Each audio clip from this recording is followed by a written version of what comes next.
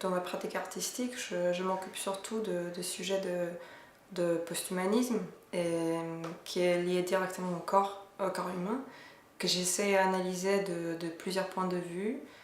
Et pour ça aussi la performance, parce que dans la performance, le matériel qu'on utilise, c'est le corps. Et la présence du corps physique me donne déjà la possibilité de travailler avec le sujet. Et aussi, ça donne la possibilité d'avoir une relation directe avec des gens, avec des émotions, avec des situations. Ça donne la possibilité d'explorer la société, d'expérimenter avec les gens, avec des réactions. Et je le trouve beaucoup plus intéressant aussi, beaucoup plus risqué.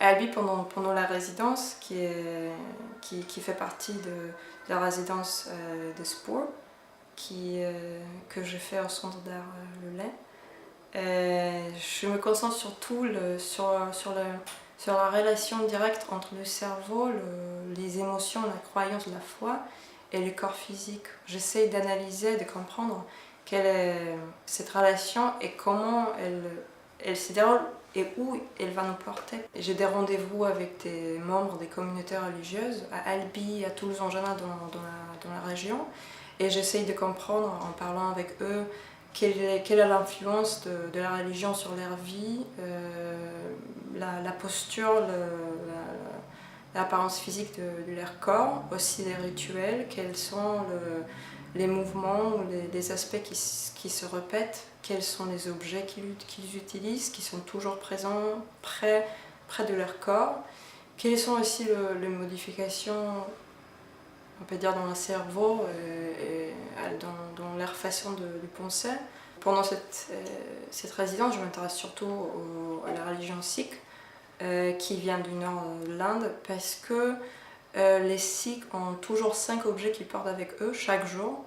Et un de ces objets, c'est le turban, qui me fascine complètement parce que c'est une protection de cheveux que pour eux sont très importants et sont une partie sacrée de leur corps.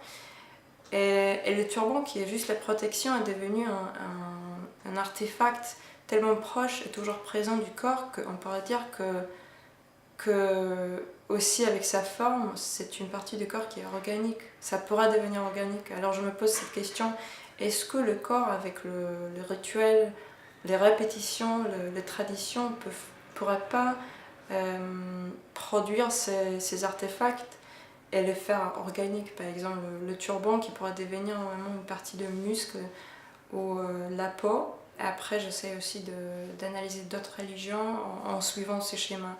Et aussi en découvrant d'autres schémas.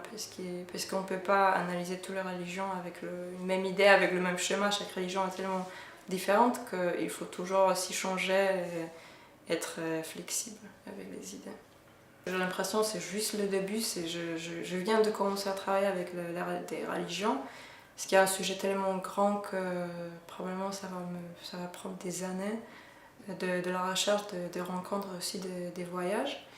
Et j'aimerais bien continuer le travail sur le sikhisme. Et pour ça, l'année prochaine, je vais essayer d'aller en Inde pour travailler directement avec la communauté sikh. Mais après, j'aimerais bien, sûrement, je veux travailler aussi avec d'autres religions pour suivre cette recherche.